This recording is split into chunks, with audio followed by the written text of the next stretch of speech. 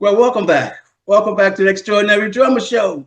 As you know, I'm your host, Sharon Moore. You know, I always say today. Well, family, we got them from out of the clouds on the drums on the 50 feet risers. Got them back down to earth, y'all. You all know him, boy. Later on, I'll talk about his credits a little bit. He's a musical director. He's a studio musician or studio drummer, you can say. I wrote here, businessman. He's one of the best. Tight business. Never late. That should be a hook for a track, never late. He's a producer. He's a songwriter, one of the best musicians out here. Some people call him a drummer's drummer. And of course, he's an endorser.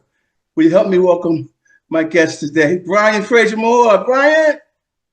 Thank you for having me, bro. I'm having me back. Oh, it's good to have you back. Good to have you in town, too, man. You've been out for a while now, have you? Yeah, it's been a while. Yeah, it's really been. Uh, It's been, I think it is over 2 years, maybe 2.5 years, maybe. I want to come back and talk about that. That was with the Pink Tour, right? Yes, sir. Yeah, I want to talk about that. Talk about stamina, staying focused Mm. out there, and so much more that people don't understand has to happen. Staying on point night after night and not playing on autopilot. I want to talk about that too, because I'd have had them drums on autopilot, eat some popcorn. No autopilot. No autopilot. uh, Alrighty, I'm going to start there. I'm going to start with the credits, and I'm going to jump around a little bit. I'm going to have some fun with this one because this is my friend. This guy, he's a statesman. Some people said he's a legend. I said, I wonder how he feels about that, being called a legend already. I don't know about that, right? I said, You some people know, don't like that word. Let me mention a few credits. Justin Timberlake, um, Aaliyah, Madonna, of course, Janet Jackson. Let me go through a few of those. Justin Timberlake gig, what was that like? Justin was great for a couple of reasons. I mean, from the artist, if anyone follows my career, I predominantly work with female artists and no preference or whatever, but it's just different.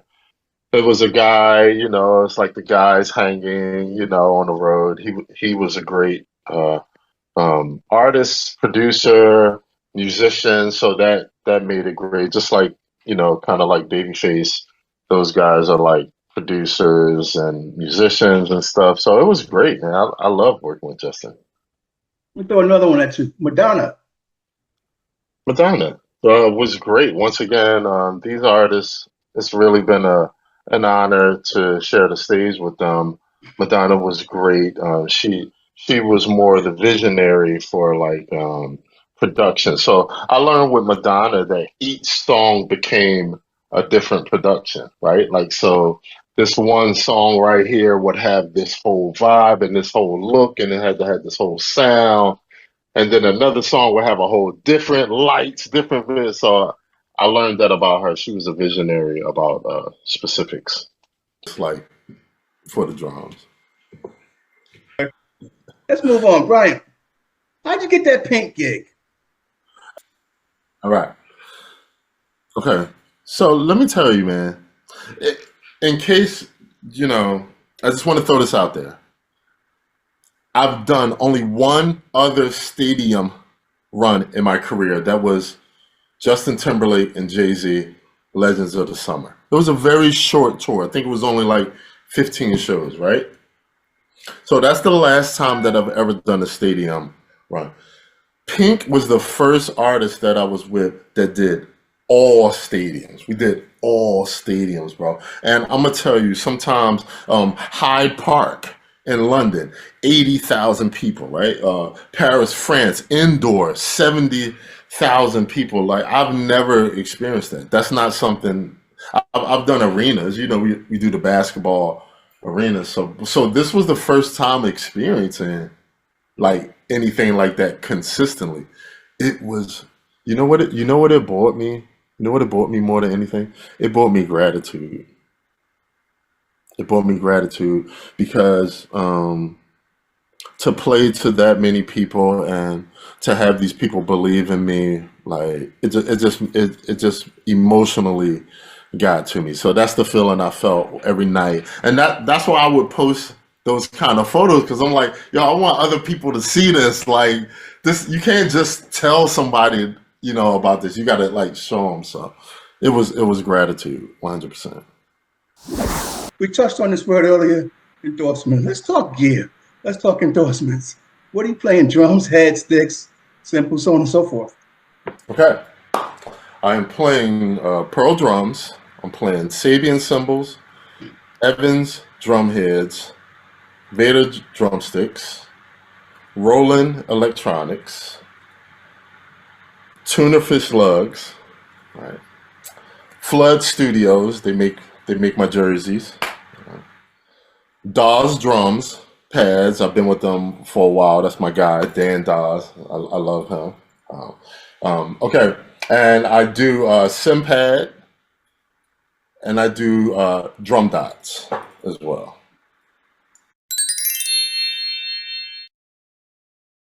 Brian, we do a thing on the show we call Word of Advice. Okay. I ask the guests, I ask the drummers if they leave a parting word of advice for the up-and-coming drummers, the guys that are trying to get traction in this industry and in this game, even the guys that are at the next level. Would you leave them a word of advice?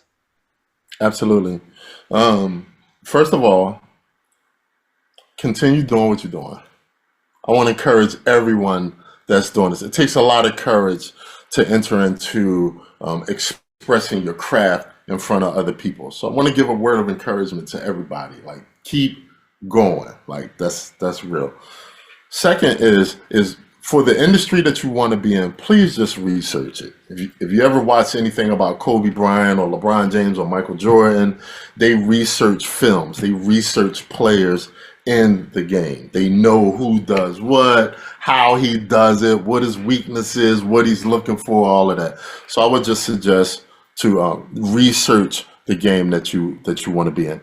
And the last thing is to realize that this is a stepping stone. This is a new thing because of where our industry is, and I honestly don't see it going back to anywhere near the way it was. So now it is a stepping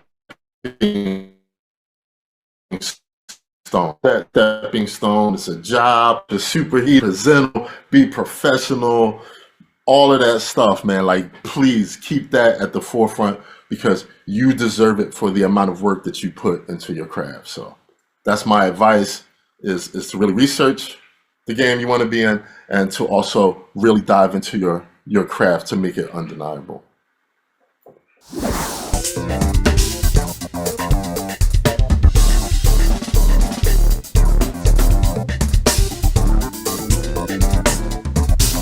This is a twist on the question, but Brian, what would you be doing if you wasn't playing drums? Legally? Like yes, legally. I think about that. Me and my wife, we talk about that all the time, and I think something I would have picked up an interest and been as passionate about it. I can see real estate. I can definitely see real estate as one of those things. I can see professor teaching at a college, which is actually things in the future. I got some things I'm working on in the future that are totally different. Anyway, okay, so I think more along those lines legally that I would be involved with. But I'm sure my passion would have kicked up just like for the drums. What's up? This is for the Extraordinary Drummers Podcast. I'm here to talk about Brian FRASIER-MOORE. Phenomenal drummer, amazing drummer, but more than that, phenomenal person. He's done a lot to forward push the drumming community. He's done a lot to help younger drummers as well as older drummers.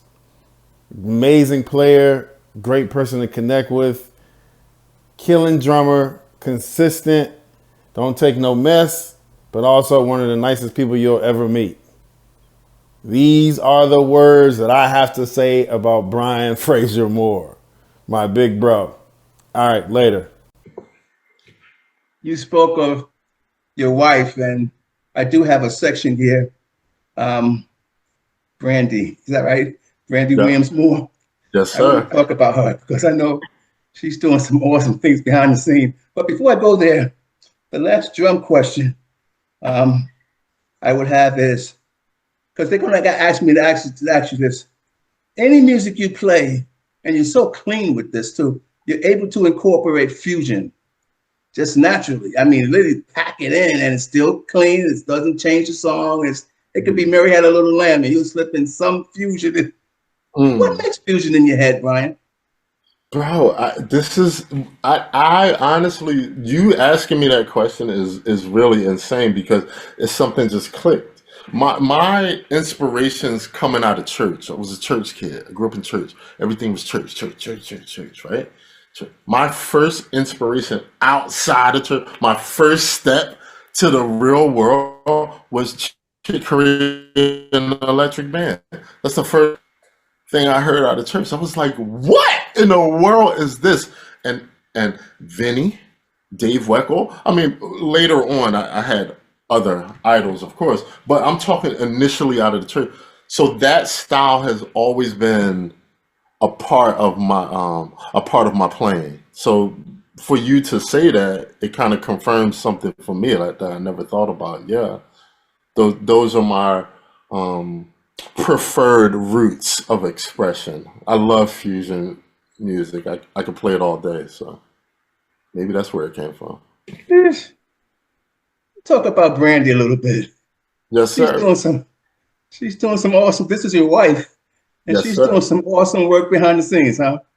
Yes, 100%. She's a rock star in her world. First of all, everything you see BFM World on me, she is the machinery behind it. Google spreadsheets, all of these things, everything that makes my business go, she's the head of that. So that's one. But also, she's the theater and arts director at her school. She works at Chandler School, a private school in Pasadena, and they do full out product. They just did The Wiz, right? Okay, so check this out. They just did The Wiz. All of her kids do the sound, the lights, the mics, the tech crew. They do everything. The costumes were incredible. Like, she's amazing, bro. Like, this is what she does. So she is a beast in her own right. Shout out to you. I love you, baby. Shout out to her because I get so inspired by what she does. She's a beast. Brian, speaking of Brandy, I should say Miss Moore. Can we meet her? Is she there? She's at work right now. Oh boy.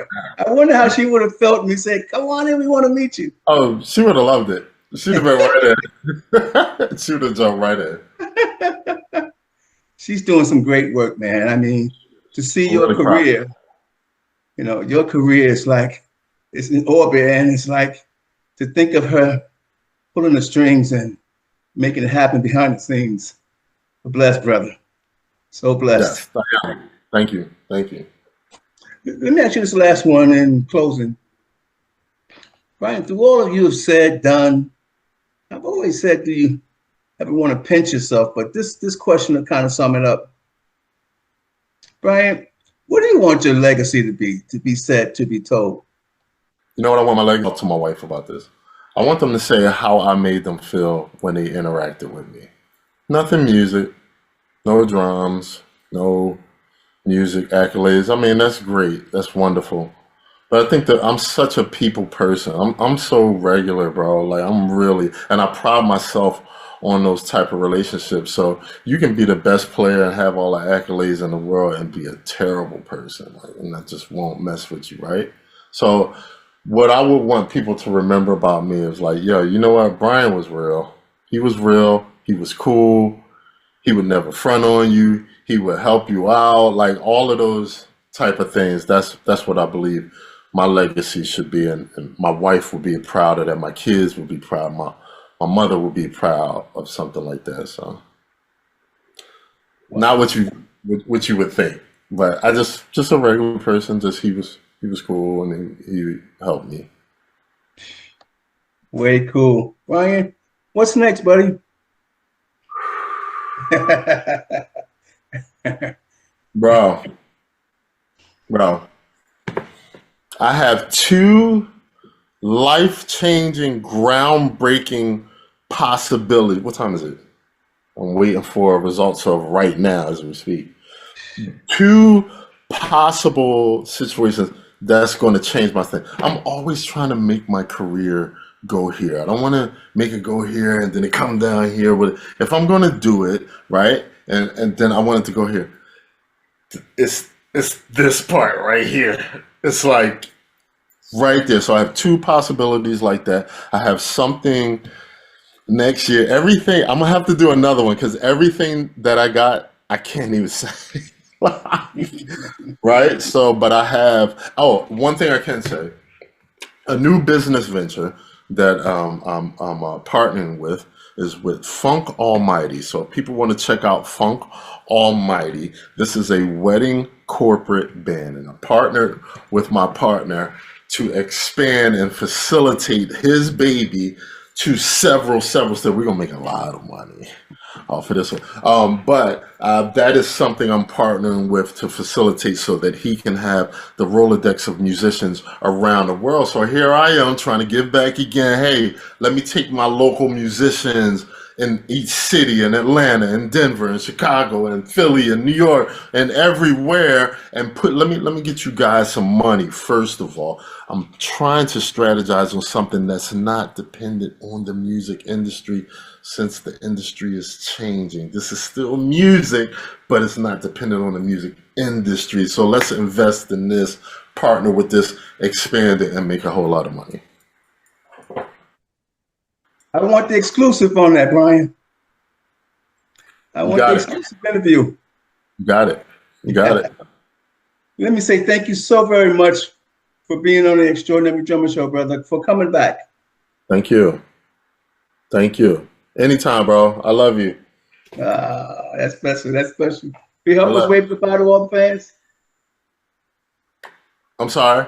Will you help us wave goodbye to all the fans?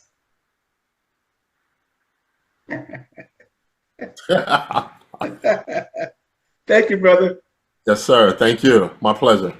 Hey, what's up, everybody? Just here to talk a little bit about Brian FRASIER-MOORE.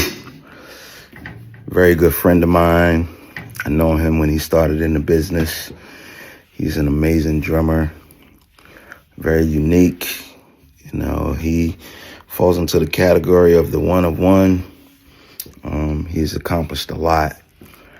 He's also, he's been on the top of the mountain for a minute, man. He's been with the most incredible artists, you know, Madonna, Janet Jackson, Justin Timberlake. And I'm proud to say that I've known him for so long. You know, and hopefully, you know, the interview is really good that you're going to get from him. He has a lot to talk about. He has a lot of history. And I'm glad to say that I know him. So that's my guy. This is Gerald Hayward out.